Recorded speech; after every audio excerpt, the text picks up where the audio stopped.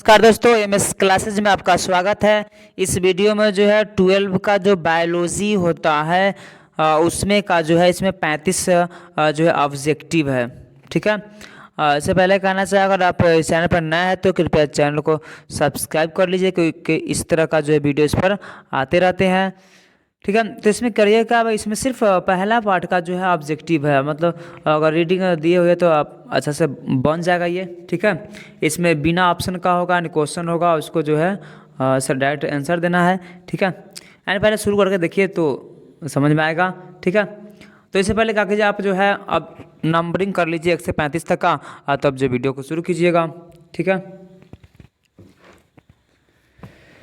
चलिए, उम्मीद है आप नंबरिंग कर लिए होइएगा, और तब जो है वीडियो को शुरू कीजिए। पहला क्वेश्चन शुरू करते हैं, और आप जो है क्या कीजिए, थोड़ा दिक्कत हो तो रोक लीजिएगा वीडियो को, तब जो है आगे बनाइएगा। ठीक है। अगर नहीं बने तो फिर दोबारा रिपीट कर सकते इसका। चलिए, पहला क्वेश्चन जो दिया गया, इसमें जो है 5 सेकंड का समय दिया जाएगा, है ना। नंबरिंग तो रहेगा नहीं, सिर्फ जो है समय थोड़ा रुक जाएंगे, तो अपने आप जो है बना लीजिएगा। चलिए, बिना देरी के पहला क्वेश्चन आपके सामने है। पहला क्वेश्चन देखिए, तो पहला क्वेश्चन में दिया हुआ है, जीव के जन्म से उसकी प्राकृतिक मृत्यु के काल को क्या कहते हैं, यानी जन्म से उनके प्राकृतिक मृत्यु तक का काल को क्या कहा जाता है। इसका जो आंसर होगा वो होगा आपका जीवन अवधि। चलिए, क्वेश्चन नंबर नेक्स्ट आपका दिया हुआ है 2 नंबर क्वेश्चन में दिया है, कछुआ का जीवन काल कितना वर्ष होता है। इसका जो आंसर होगा वो होगा 100 से 150 वर्ष लगभग। चलिए, क्वेश्चन नंबर नेक्स्ट दिया आपका 3 नंबर क्वेश्चन में दिया हुआ है, प्रजाति में एक पीढ़ी के बाद दूसरी पीढ़ी में निरंतरता किस विधि द्वारा बनी रहती है। फिर से, प्रजाति में एक पीढ़ी के बाद दूसरी पीढ़ी में निरंतरता किस विधि द्वारा बनी रहती है। इसका जो आंसर होगा वो होगा आपका जनन। क्वेश्चन नंबर नेक्स्ट दिया आपका 4 नंबर क्वेश्चन में दिया हुआ है, जब संतति की उत्पत्ति एकल जनक द्वारा होती है तो किस प्रकार का जनन कहलाता है। यानी ये होगा आपका जनन, किस प्रकार जनन कहलाता है। यानी जब संतति की उत्पत्ति एकल जनक द्वारा होती है तो किस प्रकार का जनन कहलाता है। इसका जो आंसर होगा वो होगा आपका अलैंगिक जनन। पहली बार बोलेंगे तो जब बनाना शुरू कर दिया कि दोबारा हम बोलेंगे और नॉलेज उसका आंसर आ जाएगा। ठीक है। चलिए, क्वेश्चन नंबर नेक्स्ट आपका दिया है 5 नंबर क्वेश्चन में दिया हुआ है, जब 2 जनक यानी विपरीत लिंग वाले जनन क्रिया में भाग लेते हैं तो किस प्रकार का जनन कहलाता है। फिर से, जब 2 जनन जो है विपरीत लिंग वाले जनन प्रक्रिया में भाग लेते हैं तो किस प्रकार का जनन कहलाता है। इसका आंसर होगा वो होगा आपका लैंगिक जनन। चलिए, क्वेश्चन नंबर नेक्स्ट आपका दिया है 6 नंबर क्वेश्चन में दिया हुआ है, आनुवांशिक एवं आकारिकीय रूप से एक समान जीवों को क्या कहा गया। यानी आकारिकी और आनुवांशिकी रूप से एक समान जीवों को क्या कहा गया है, यानी इसके लिए किस शब्द का प्रयोग किया गया है। इसका जो आंसर होगा वो होगा आपका क्लोन। चलिए, क्वेश्चन नंबर नेक्स्ट आपका दिया है 7 नंबर क्वेश्चन में दिया है, अमीबा में किस प्रकार का जनन होता है। अमीबा में किस प्रकार का जनन होता है। इसका आंसर होगा वो होगा भाई अलैंगिक, चाहे उसको हम क्या कर सकते हैं, उसको द्विखंडन। चलिए, क्वेश्चन नंबर नेक्स्ट दिया आपका 8 नंबर क्वेश्चन में दिया है, मनुष्य में किस प्रकार का जनन होता है। मनुष्य में किस प्रकार का जनन होता है। इसका जो आंसर होगा वो होगा आपका लैंगिक जनन। चलिए, क्वेश्चन नंबर नेक्स्ट आपका दिया है 9 नंबर क्वेश्चन में, वाटर हायसिंथ को किस नाम से जाना जाता है। वाटर हायसिंथ को किस नाम से जाना जाता है। इसका आंसर होगा वो होगा आपका वाटर हायसिंथ, या एक और नाम है उसका जिसे हम कहते हैं महाविपत्ति। चलिए क्वेश्चन नंबर नेक्स्ट आपका दिया हुआ है 10 नंबर क्वेश्चन में वाटर हायसिंथ है क्या? वाटर हायसिंथ क्या है? इसका जो आंसर होगा वो होगा जलीय खरपतवार। जलीय खरपतवार के अंतर्गत आता है। चलिए क्वेश्चन नंबर नेक्स्ट आपका दिया है 11 नंबर क्वेश्चन में दिया हुआ है किस पौधों की पत्तियों के कटे किनारों से अपस्थानिक कलिकाएं उत्पन्न होती है? यानी किस पौधे की पत्तियों के कटे किनारों से अपस्थानिक कलिकाएं उत्पन्न होती है? इसका जो आंसर होगा वो होगा ब्रायोफिलम। इंग्लिश में इसको पढ़ते हैं ब्रायोफिलम, या इसमें पढ़ते हैं उसको पत्थरचट्टा। चलिए क्वेश्चन नंबर नेक्स्ट में देख लेते हैं। क्वेश्चन नंबर नेक्स्ट आपका 12 नंबर क्वेश्चन में दिया है नर युग्मक और मादा युग्मक के मिलने से किसका निर्माण होता है? नर युग्मक और मादा युग्मक के मिलने से किसका निर्माण होता है? तो इसका जो आंसर होगा वो होगा आपका युग्मनज, जिसको हम इंग्लिश में पढ़ते हैं जाइगोट। चलिए क्वेश्चन नंबर नेक्स्ट आपका दिया है 13 नंबर क्वेश्चन में दिया हुआ है अलैंगिक जनन और लैंगिक जनन में दोनों में देखा तो कौन धीमा प्रक्रिया है? जीवों को उत्पन्न करने में कौन धीमा प्रक्रिया होगा, इसके बारे में बताना है। इसका जो आंसर होगा वो होगा लैंगिक जनन। चलिए क्वेश्चन नंबर नेक्स्ट आपका दिया है 14 नंबर क्वेश्चन में दिया हुआ है जीवों में जो है लैंगिक अवस्था में पहुंचने के किस नाम से जानते हैं? जीवों में लैंगिक अवस्था में पहुंचने को किस नाम से जानते हैं? इसका जो आंसर होगा वो होगा आपका किशोर अवस्था की प्रावस्था। किशोर अवस्था की प्रावस्था। चलिए क्वेश्चन नंबर नेक्स्ट आपका दिया है 15 नंबर क्वेश्चन में दिया हुआ है पादपों में जनन अवस्था में पहुंचने के काल को क्या कहा जाता है? पादपों में का जो है जनन अवस्था में पहुंचने के काल को क्या कहा जाता है? इसका जो आंसर होगा वो होगा आपका कायिक प्रावस्था। क्वेश्चन नंबर नेक्स्ट आपका दिया हुआ है 16 नंबर क्वेश्चन में किस अवस्था के बाद जनन अवस्था का आरंभ होता है? किस अवस्था के बाद जनन अवस्था का आरंभ होता है? इसका जो आंसर होगा वो होगा किशोरावस्था, या उसी को हम पढ़ें एक और होता है उसका नाम, या कायिक प्रावस्था। चलिए क्वेश्चन नंबर नेक्स्ट आपका दिया है 17 नंबर क्वेश्चन में दिया हुआ है पादपों में जनन प्रावस्था की पहचान कैसे की जा सकती है? पादपों में जनन प्रावस्था की पहचान कैसे की जा सकती है? यानी कैसे मालूम चला कि पादप में जो है जनन प्रावस्था आ गया है? इसका जो आंसर होगा वो होगा उसमें जो है पुष्प निकलने लगते हैं, पुष्प का निकलना।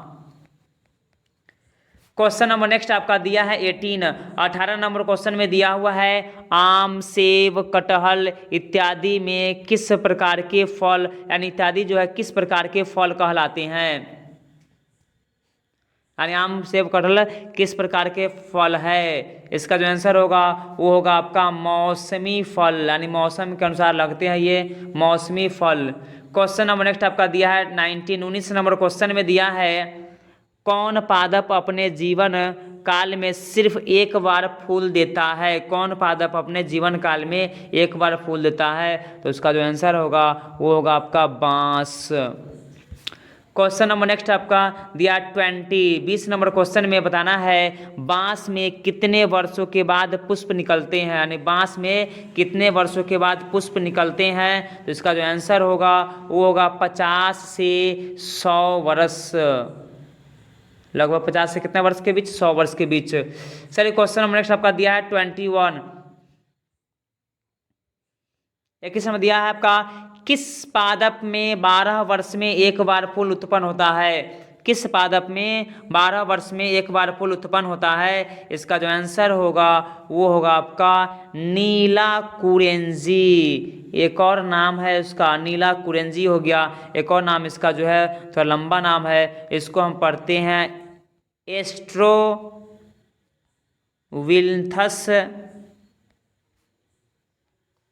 कुनियाना।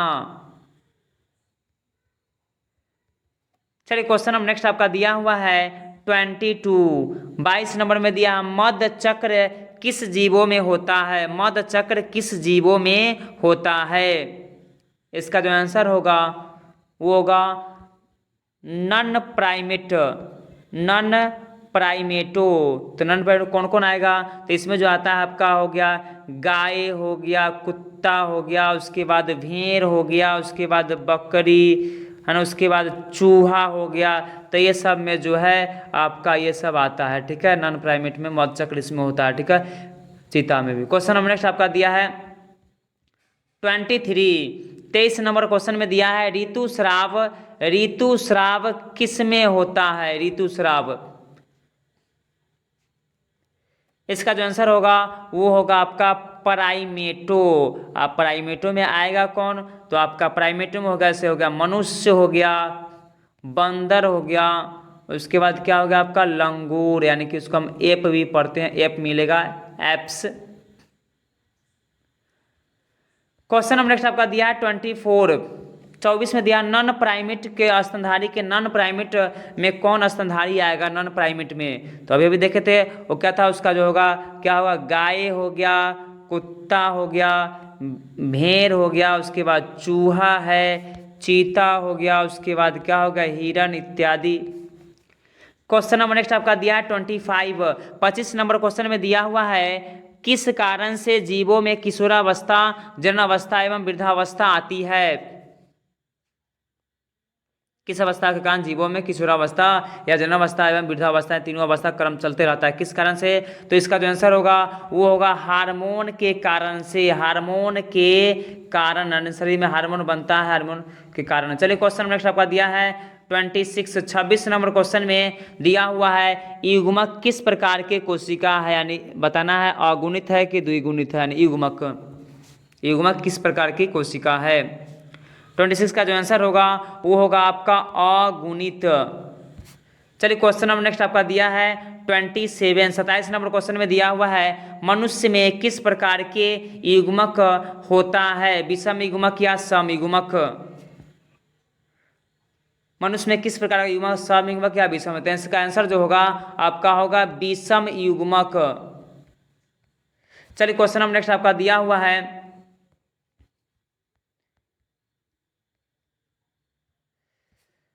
28 नंबर क्वेश्चन में दिया हुआ है आपका शैवाल में किस प्रकार का युग्मक होता है, इसमें बताना है सम या विषम शैवाल में, ठीक है। 28 का जो आंसर होगा वो होगा आपका सम युग्मक, यानी दोनों नर युग्मक और मादा युग्मक दोनों में जो है क्या होता है एक ही होता है, ठीक है। चलिए क्वेश्चन नेक्स्ट आपका दिया है 29 नंबर क्वेश्चन में जीवों में नर युग्मक को और किस नाम से जानते हैं, जीवों में नर युग्मक और किस नाम से जानते हैं। इसका जो आंसर होगा वो होगा आपका शुक्राणु, या एक और नाम हम इसको जानते हैं उसको पढ़ते हैं पुमनु।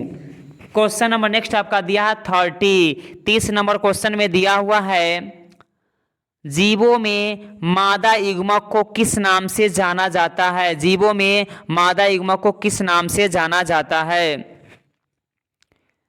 इसका जो आंसर होगा वो होगा आपका अंड, या उसी को एक और पढ़ते नाम है उसका नाम है डिम्ब। क्वेश्चन नंबर नेक्स्ट आपका दिया है 31 नंबर क्वेश्चन में दिया हुआ है जब नर तथा मादा युग्मक एक ही जीवों में होता है तो उसे क्या कहते हैं। जब नर और मादा एक ही जीवों में होगा तो उसे हम क्या बोलेंगे, तो इसको हम पढ़ेंगे द्विलिंगी, द्विलिंगी जीव। क्वेश्चन नंबर नेक्स्ट आपका दिया है 32 नंबर क्वेश्चन में दिया हुआ है कुछ द्विलिंगी जीवों के उदाहरण बताएं, द्विलिंगी जीवों के उदाहरण बताएं। इसका जो आंसर होगा वो होगा आपका जैसे हो गया केचुआ, जोंक, स्पंज, टेपवर्म इत्यादि। चलिए क्वेश्चन नंबर नेक्स्ट आपका दिया है 33 नंबर क्वेश्चन में दिया हुआ है एक लिंगी जीव के उदाहरण बताए, एक लिंगी जीव यानी किसमें एक लिंगी है। इसका जो आंसर होगा वो होगा आपका तिलचट्टा, याद रखिएगा। उसके बाद मनुष्य और भी बहुत सारा जीव है इत्यादि कर दीजिए।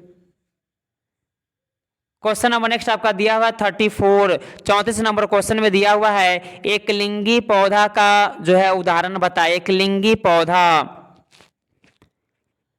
इसका जो आंसर होगा वो होगा आपका नारियल, और एक और है उसका नाम रख ले कुकुरवीटो इत्यादि कर दीजिए। चलिए क्वेश्चन नंबर नेक्स्ट आपका दिया हुआ है 35 एंड लास्ट है, द्विलिंगी पौधा का उदाहरण बताएं। द्विलिंगी पौधा का उदाहरण बताएं। इसका जो आंसर होगा वो होगा आपका खजूर, पपीता, याद रखिए इत्यादि कर दीजिए। चलिए ये जो है लास्ट था, ये पार्ट 1 था।